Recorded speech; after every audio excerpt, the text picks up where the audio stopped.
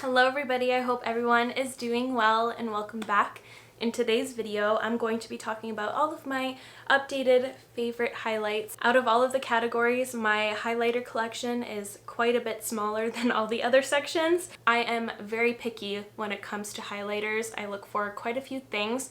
They have to look natural. They also have to look like one with all of the other products I have going on my face. There's no chunky glitter allowed. It has to be easy to use, lightweight, and I feel like there's so many other points that I'm going to get into once I actually start talking about the products. So before I get into the highlights, I would love for you to subscribe if you aren't already. It means so much to me, and let's get to it. Today I'm going to be talking about 9 of my favorite highlighters. Before I get to talking, none of these highlights have any chunky glitter. I just wanted to say that straight up so I don't sound too repetitive. So the first one I'm going to be talking about today is the Ilia Daylight Highlighting Powder. This one here is my most worn and reached for highlight just because of its ease of use and the finish, of course. I feel like this one looks good on any given day, no matter what condition my skin is that day. It just always looks flattering.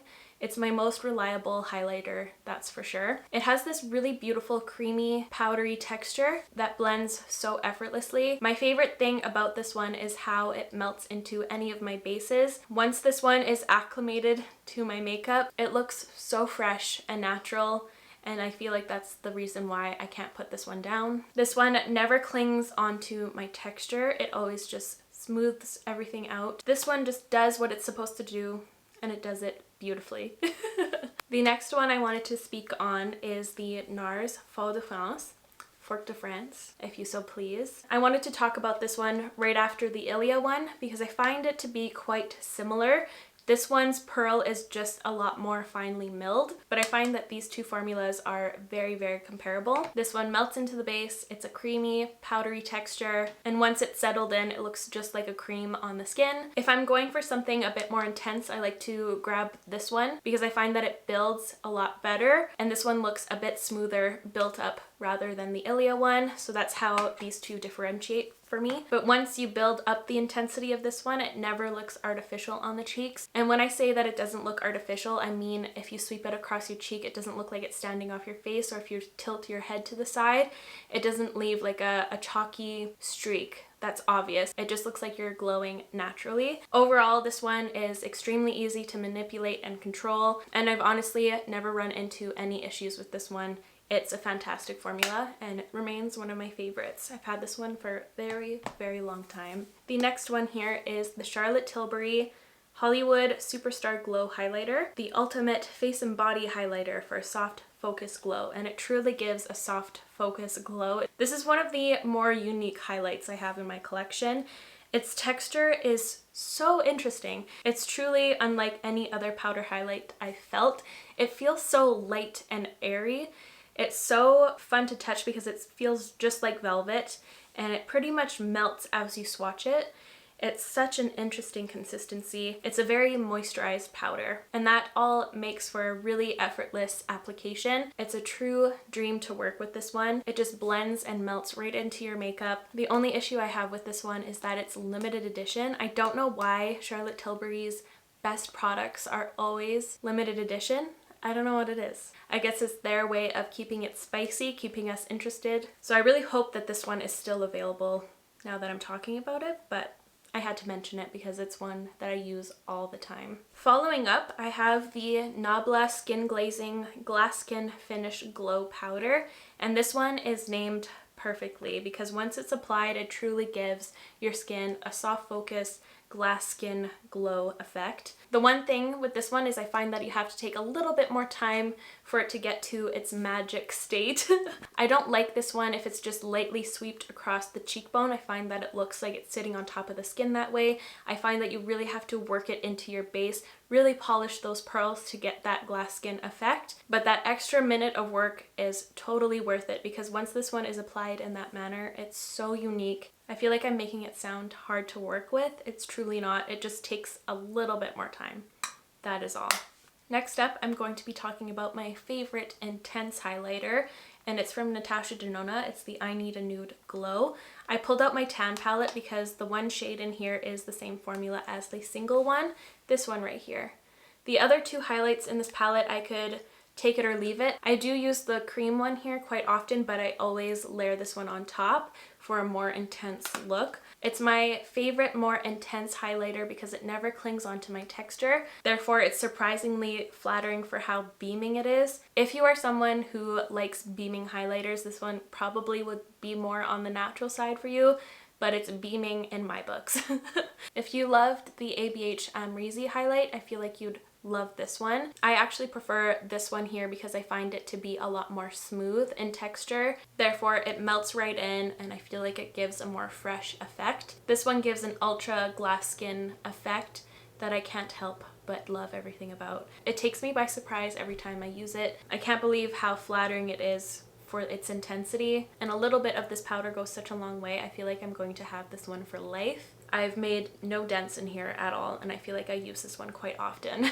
Now I'm going to be talking about one that is pretty much the complete opposite from the Natasha Denona one. This is the MAC Pearl Cream Color Base. They do offer a few shades as well. This is the one that I have. I am considering picking up more shades, but if I'm going for a natural look that day, this is the one I reach for. It gives the perfect barely there glow, and it's so effortless to work with. I prefer using a brush with this one. I find that I get the quickest application, but of course you can also use a sponge or your finger. In my experience, this one works with any type of tool. This one stands out to me because it doesn't feel tacky when it's on your cheekbones. I find that it sets down. It almost has like this powdery finish to it, which I love because that's an indicator that it's going to have longevity, which it does. If you're looking for something super subtle, I would really recommend this one. Following up, I have a liquid highlight here, and this one is from Rare Beauty. And once this one arrived into my life, it replaced my love for any other liquid highlighter I liked beforehand. It has every quality I look for in a liquid highlight. Its consistency is incredible to work with. It has a really thin, slippery texture, but I find that that slipperiness gives you a lot of work time, so you're able to really work it into your makeup before it completely sets and dries down, which I love that it eventually sets down because it just wears incredibly. And this one's staying power is like no other liquid highlighter I've used before. This one's also ultra lightweight. I never feel it at all. It has such a thin consistency, but it's so potent.